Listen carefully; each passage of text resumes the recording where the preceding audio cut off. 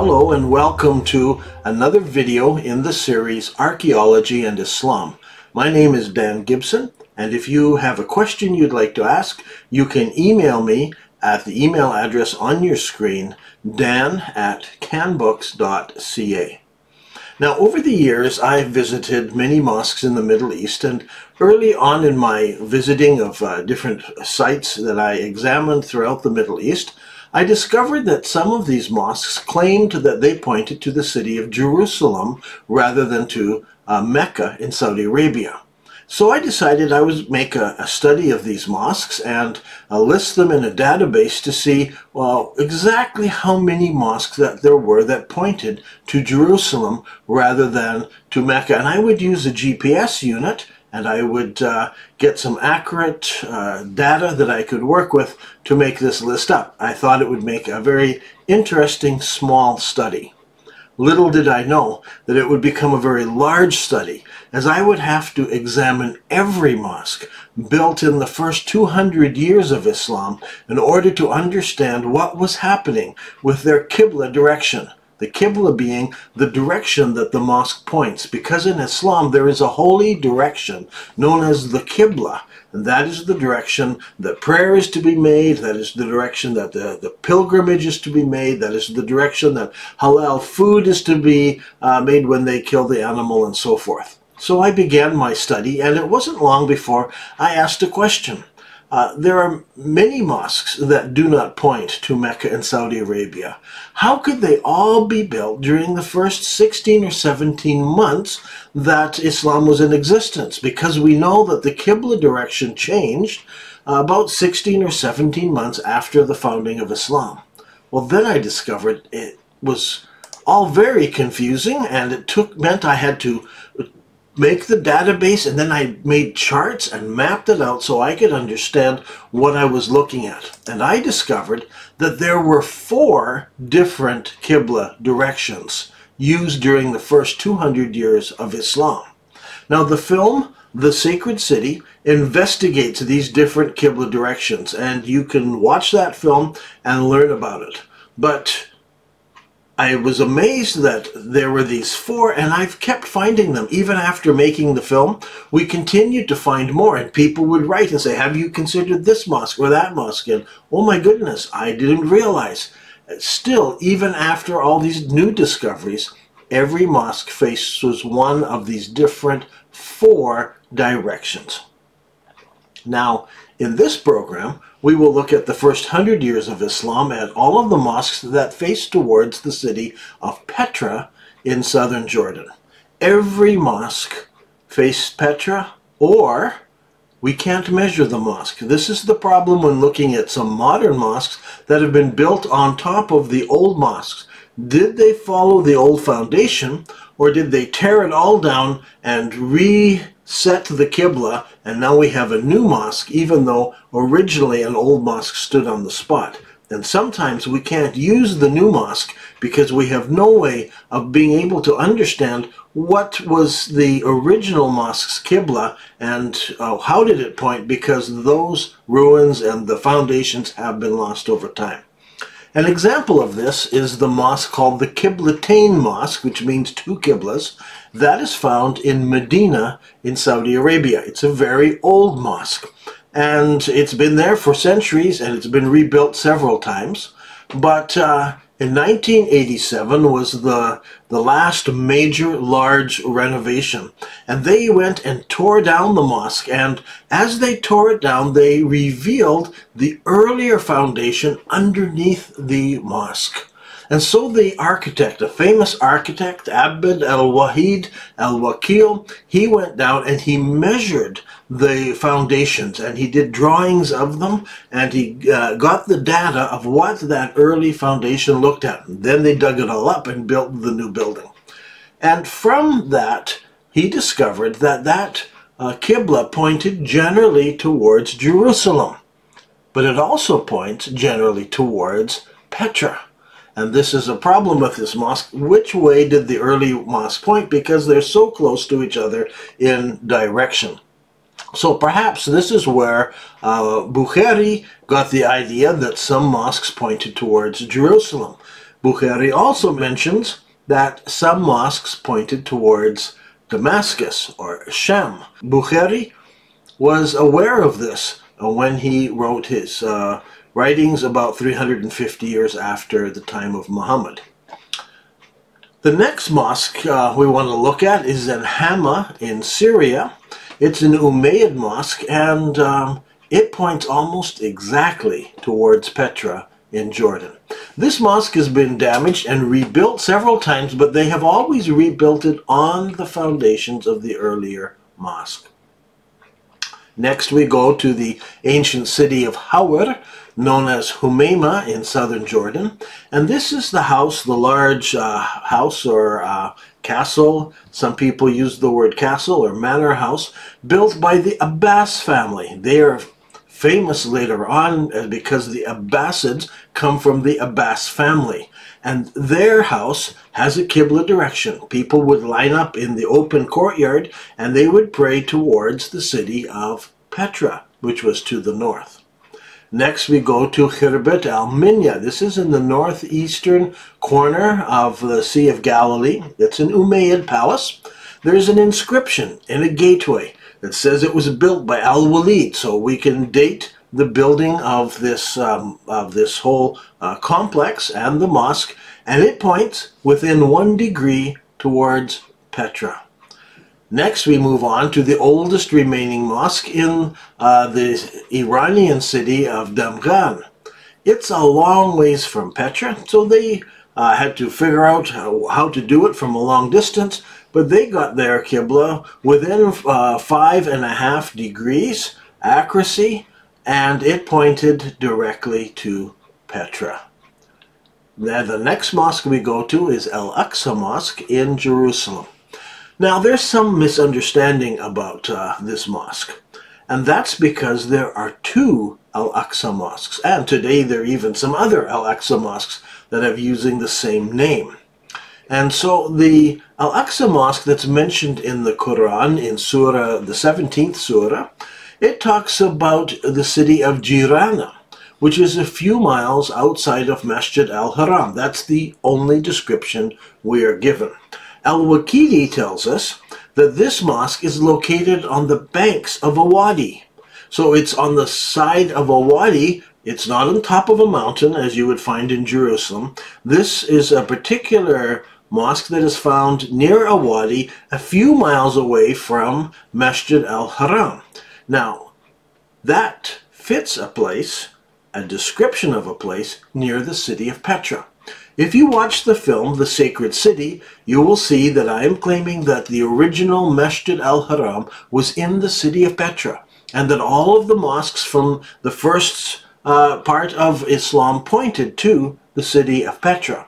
And if we go to Petra, we can locate today the place where this mosque was at the side of the wadi, and there's a spring of water that is there, and it fits the description, where people would come to the spring of water at Al-Aqsa where they would wash themselves. It is called the farthest mosque because it was the farthest mosque just outside of the city where the pilgrims would wash before they made their way on pilgrimage into the city. Now, the mosque in Jerusalem is different. That mosque was built about 90 years after the Hijrah. So it didn't exist while the Quran was being written. 90 years after the Hijrah, it was started by the Caliph Umar. He was there. He started the construction. His son Al-Walid finished the construction of that mosque. Interestingly enough, that mosque points about 3.4 degrees off of Petra. It is very close to Petra, within 3.5 degrees of pointing at Petra. It does not point to Mecca, and it does not point to one of the other Qiblas. Very clearly it points to the city of Petra. So that's Al-Aqsa in Jerusalem, pointing to Petra. Khirbet al-Mafjar is the next mosque, and it is found in Jericho. In Israel today, it is an Umayyad palace, and it points within 1 degree of accuracy to Petra in Jordan. Now, next we come to Anjar, and the entire Umayyad complex with the mosque inside is all aligned very carefully to point to Petra. It's off by 3.6 degrees using modern equipment to measure today, but it's very close to the city of Petra. Next we move on to Jordan, to the Umayyad palace called the Mushatta Palace. It contains a mosque as well, and it points about 4 degrees off of Petra, but very accurate towards Petra. If we go a little farther, looking other places, we'll find in Oman, the old mosque in Baushar, and this mosque points within 1 degree of Petra. The same is true of the other old mosque in Oman, the Sumail Mosque. In Oman, it points within 2 degrees of Petra. Even if you go way out to Uzbekistan, where the Muslim armies were fighting, and when they arrived there, they built a mosque called Bibi Samarkand, and that mosque is within 2 degrees of Petra. Another mosque that was pointed out to me recently is in the ancient city of Jerash. That's in Jordan, and Jerash was a Roman city. And a mosque was built, and it wasn't built, I mean, the Roman roads are very direct, and the mosque is purposely tilted a little bit, and it points to the city of Petra. It's off by a couple of degrees, but it points to the city of Petra. Also in Jordan, there are other places like the Umayyad Qasr Mushash, 4 degrees off of Petra. The Umayyad buildings in Walid, 1.2 degrees off of Petra. The Umayyad Mosque in Udru, it is 1.7 degrees off of Petra, just under less than 2 degrees. So as we go through this, you realize that all of the mosques point with extreme accuracy to Petra. The farthest off any mosque is about 5 degrees. Most of them are around 1 or 2 degrees, and some of them are almost exactly pointing to the city of Petra in southern Jordan.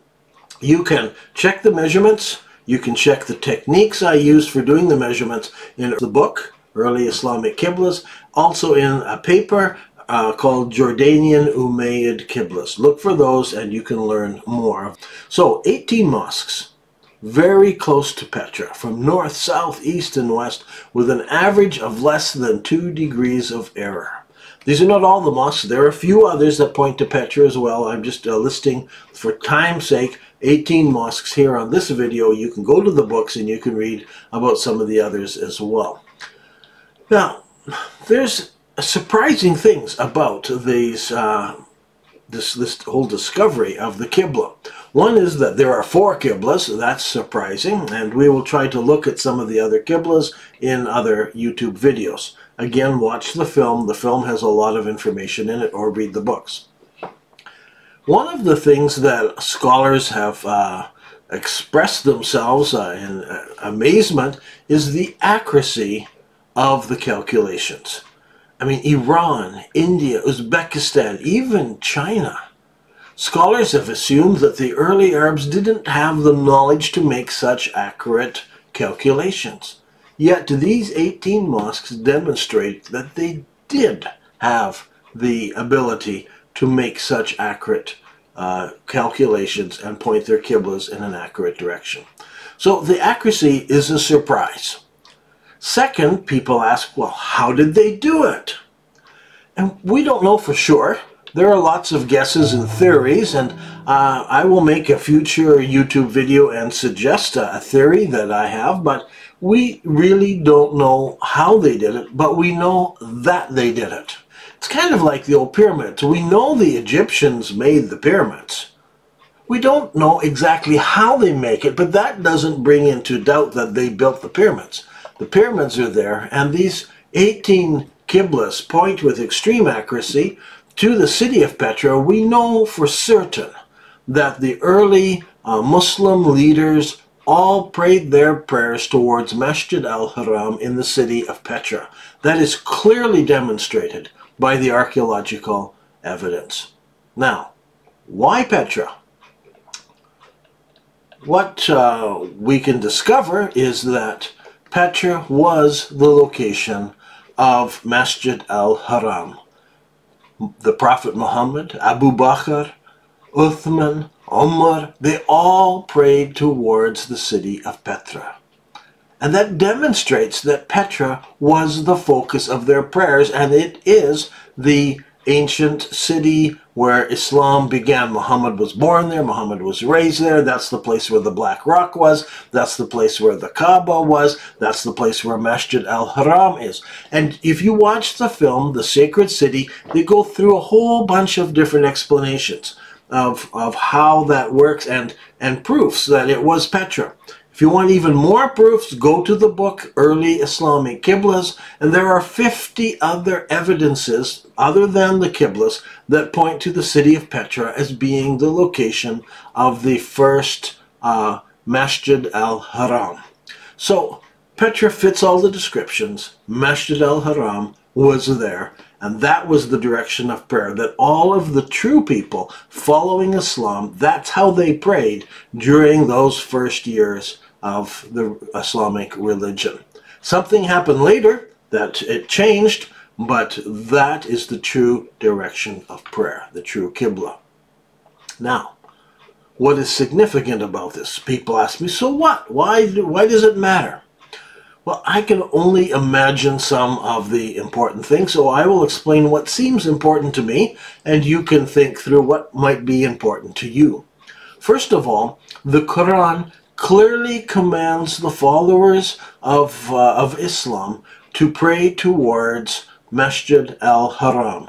This is in the second surah of the Quran. It's very clearly commanded. Turn now your face towards a Qibla that I will give to you, Qibla that will please you. Turn your face now to Masjid al-Haram. It's very clear. There are no other options. That is the place that you are to direct your prayers. Also, the pilgrimage. The pilgrimage is made to where? To Masjid al-Haram. Not necessarily to the Black Rock. The Black Rock was located there originally before it was moved. But the pilgrimage is not to the rock. The pilgrimage is to Masjid al-Haram and to all of the places that were there. Mina and all the different places where you go. Arafat, where you go and stand on the mountain and so forth. And those places were all located in Petra, and you'll discover that in the book Early Islamic Qiblas. Pilgrimage was to be made towards the Qibla direction.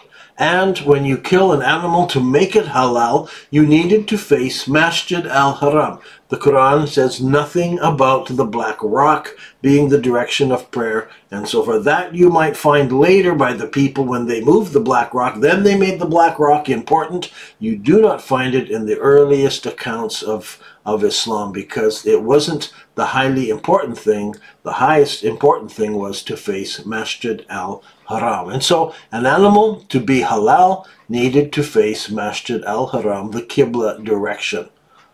If that direction has been changed, my question is, does that nullify halal food? Does that nullify all of the pilgrimages ever made? Does that nullify all of the prayers ever made? Because they are in disobedience to the direction that is clearly given in the Quran and that is clearly spoken of by the Prophet Muhammad. It's a difficult thing. I don't have the answers. Islam is going to have to work out these answers. Now, those are 4 basic foundations of Islam, and all around the world, Muslims want to obey the Prophet. This is what the Prophet told them. You need to obey. You need to do what Allah commands you to do. And so this is the message that Muhammad brought. And he asked people to do it. And all down through history, since the Second Civil War, that's when I worked out the dates, trying to figure out when did the Qibla direction change. It was during the Second Civil War when Ibn Zubair rebelled, and he took the Black Rock. He's the guy, I believe, who moved it down into Saudi Arabia. There's every indication of that. And everything changed. There were people refusing to go on pilgrimages. There were some years where there were no pilgrimages. Sometimes they went to both places. So finally they got it sorted out. But it wasn't until the later on in the war that things happened. So the rebel Ibn Zubair began it. The people of Kufa promoted it, and the Abbasids came along and they enforced it. And it was clear that they are the ones then who enforced this thing and tried to make everyone in Islam change their Qibla towards the city of Mecca in Saudi Arabia. Now, that's how I see it. I urge you to check out for yourself, read the books, look at the data, decide for yourself. Don't just count on, what did this teacher say or what does that teacher say? Go back and check it for yourself. This is important stuff. And you need to be 100% sure of what the data says. I believe the archaeological data is very clear and that the very earliest Qibla was towards Petra, and you can find all the other evidences in the books that talk about why Petra fits those descriptions. Now, I have a question. Friends, if you go back and you read the writings of the earlier prophets, do we discover a Qibla direction before the Prophet Muhammad? And the answer is, at least as I have looked, I have not found anything talking about a Qibla direction.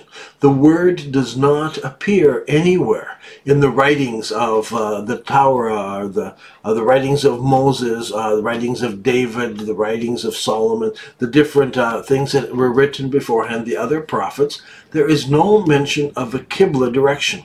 If you ask Jews or if you ask Christians, where is your Qibla? They will look at you funny because they don't know anything about a Qibla direction.